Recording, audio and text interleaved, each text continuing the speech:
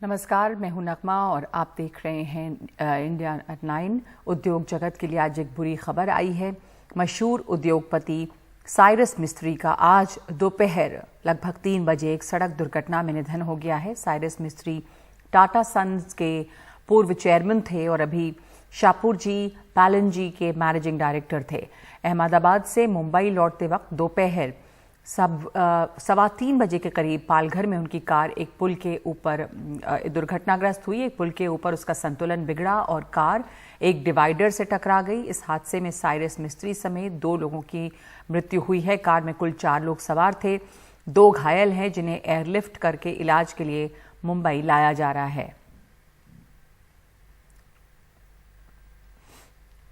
3 बजे अहमदाबाद से मुंबई जाने वाले रोड पे सूर्या रिवर के ऊपर का जो ब्रिज है, तो ब्रिज के डिवाइडर पे डैश होके मर्सिडीज गाड़ी का एक्सीडेंट हुआ है। उसमें 4 लोग सवार थे, उसमें से 2 लोग स्पॉट पे ही मृत घोषित किए गए और बाकी के जो 2 लोग थे वो जख्मी है, उनको रेनबो हॉस्पिटल में शिफ्ट किया गया है, जो वापी में है। मुंबई से सटे पालघर जिले में टाटा सन्स के पूर्व चेयरमैन रहे साइरस मिस्त्री का एक कार एक्सीडेंट में निधन हो गया।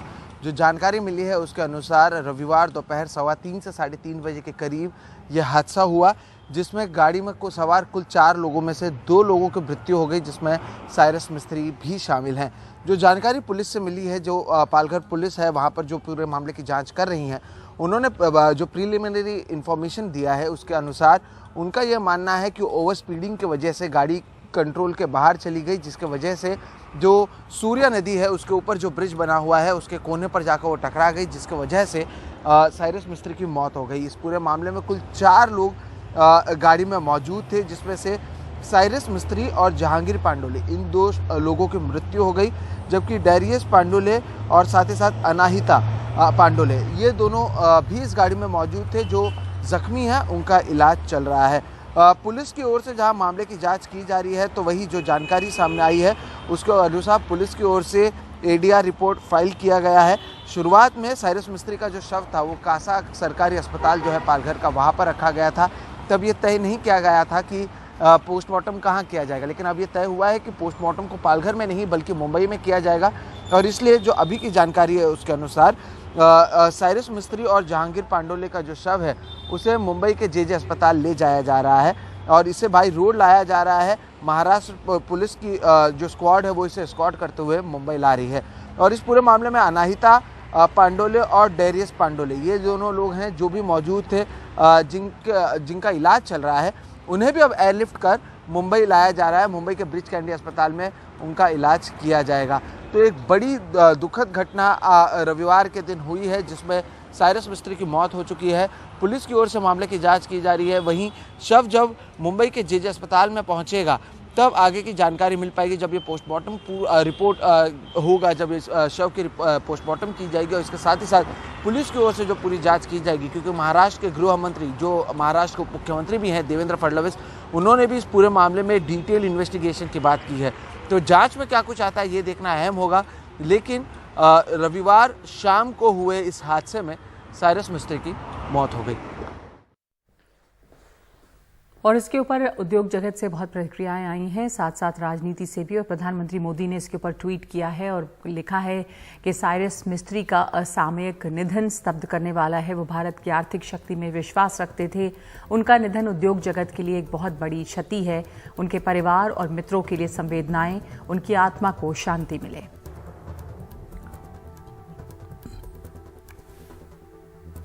राहुल गांधी ने भी इसके ऊपर ट्वीट किया है और लिखा है कि टाटा सन्स के पूर्व चेयरमैन साइरस मिस्त्री के निधन की खबर से बहुत दुखी हूं। वो देश की सबसे प्रतिभाशाली व्यापारिक हस्तियों में एक थे। भारत के विकास में उन्होंने महत्वपूर्ण योगदान दिया।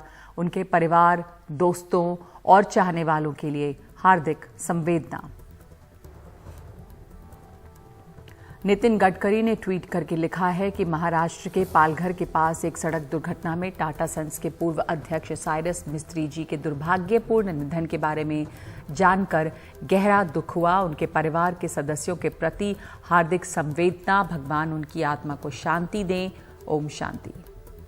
सुप्रिया सुले ने भी इस पर ट्वीट किया है और लिखा है कि दिल दहला देने वाली खबर, मेरे भाई साइरस मिस्त्री का निधन हो गया, विश्वास नहीं हो रहा है, rest in peace Cyrus.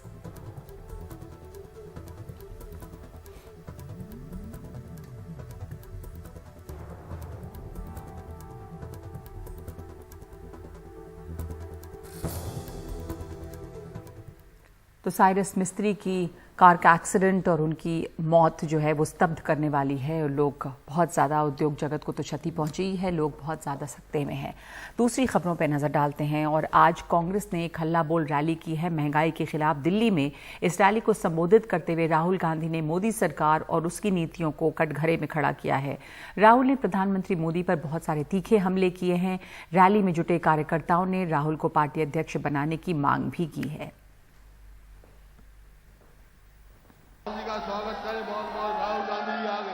Delhi के रामलीला मैदान में आयोजित इस रैली में कांग्रेस ने 1 लाख लोगों के जुटने का दावा किया। पार्टी ने इसे महंगाई पर हल्ला बोल रैली का नाम दिया। मंच से राहुल गांधी ने बीजेपी सरकार पर हल्ला बोल दिया। जब से बीजेपी की सरकार आई है तब से देश में नफरत और क्रोध बढ़ता जा रहा है। करीब आधे घंटे के भाषण में राहुल गांधी ने आटा तेल के दाम से लेकर सिलेंडर तक की महंगाई की बात की। कहा, गरीबों की सुनने वाला कोई नहीं। और ये दो उद्योगपति नरेंद्र मोदी के लिए 24 घंटा काम करते हैं और नरेंद्र मोदी जी इनके लिए 24 घंटा काम करते हैं।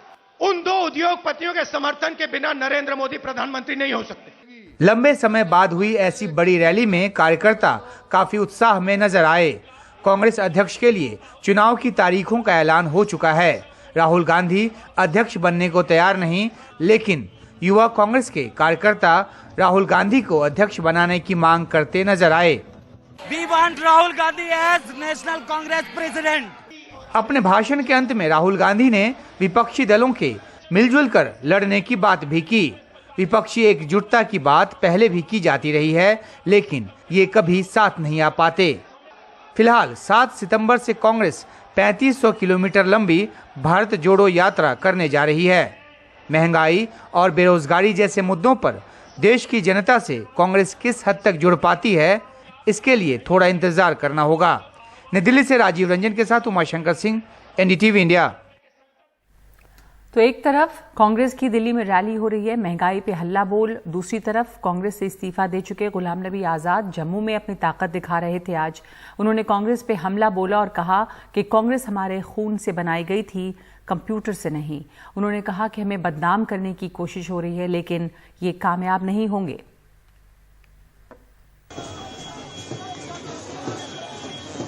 जम्मू में गुलाम नबी आजाद का शानदार स्वागत। कांग्रेस छोड़ने के बाद गुलाम नबी ने अपनी नई राजनीतिक पारी की शुरुआत की है। रविवार को उन्होंने जम्मू में इस विशाल रैली से अपनी सियासी ताकत का इजहार किया। जम्मू कांग्रेस का एक बड़ा हिस्सा पार्टी छोड़ उनके साथ आ चुका है। अपनी रैली में गुलाम नबी आजाद ने अनुच्छेद 370 खत्म किए जाने के मामले पर ज्यादा कुछ नहीं कहा, लेकिन जम्मू कश्मीर के लिए राज्य का दर्जा दिए जाने का मुद्दा प्रमुखता से उठाया। इसके अलावा सरकारी नौकरियों में स्थानीय लोगों को तरजीह देने पर भी जोर दिया। 3 चीजें हमारी सबसे ज्यादा प्राथमिकता होंगी हमारी पार्टी की। पूरी स्टेटहुड, जमीन कोई बाहर से न खरीदे, जम्मू में या कश्मीर में, नौकरी बाहर से कोई नहीं। आजाद के निशाने पर कांग्रेस के ही पुराने साथी रहे। उन्होंने किसी का नाम लिए बिना कहा कि कांग्रेस नेतृत्व सिर्फ सोशल मीडिया का योद्धा जो जमीन और वास्तविकता से कट चुका है। उन्होंने कहा कि कांग्रेस के कई नेताओं ने उन्हें बदनाम करने की कोशिश की। कांग्रेस हमने बनाई है, अपने खून और पसीने से बनाई है। ये कंप्यूटर से नहीं बनी है, ये ट्वीट से नहीं बनी है, ये SMS से भेजनी है। गलत अफवाहें हमारे खिलाफ पूरे हिंदुस्तान में और जम्मू कश्मीर में फैलाने से नहीं बनी। उधर कांग्रेस से जब जम्मू की रैली पर सवाल किया गया तो पार्टी नेताओं ने गुलाम नबी आजाद को बीजेपी का आदमी बताकर खारिज करने की कोशिश की। मैं कांग्रेस की रैली की बात करूंगा, मैं बीजेपी की रैली के बारे में बात नहीं करूंगा। गुलाम नबी आज़ाद ने अभी अपनी सियासी पार्टी के नाम का ऐलान नहीं किया है, लेकिन इसने पहले ही जम्मू कश्मीर की राजनीति में हलचल मचा रखी है। लेकिन हर एक का सवाल यह है कि जम्मू कश्मीर में इलेक्शन कब होंगे। 4 साल से यहाँ कोई इलेक्टेड हुकूमत नहीं है। श्रीनगर से नज़ीर मसूदी, NDTV इंडिया के लिए।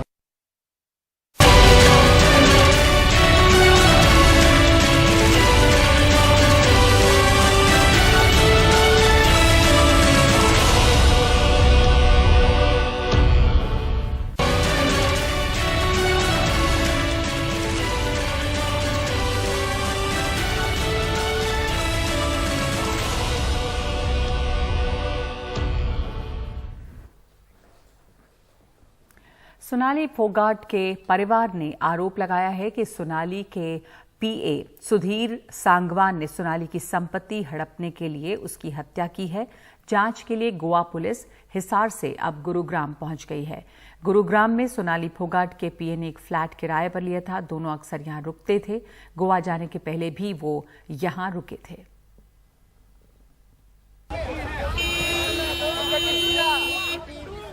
बीजेपी नेता सोनाली फोगाट की मौत के मामले की जांच कर रही गोवा पुलिस की एक टीम हिसार में सोनाली की संपत्तियों की जांच करने के बाद रविवार को गुरुग्राम पहुंची। यहां सेक्टर 102 में इसी सोसाइटी में सोनाली के पीए सुधीर सांगवान ने इसी साल जून में एक फ्लैट किराए पर लिया था। उसी फ्लैट की तलाशी लेने टीम यहां आई थी। गोवा जाने से पहले सोनाली और सुधीर इसी फ्लैट में रुके थे। गोवा पुलिस की टीम है वो यहाँ पर पहुंच गई है। एक फ्लैट है जहां पर जांच की जा रही है। वहां पर क्या कुछ मिल सकता है, क्योंकि गोवा जाने के पहले सोनाली सुधीर के साथ इसी फ्लैट में रुकी थी और यहाँ से वो सीधे एयरपोर्ट गई थी।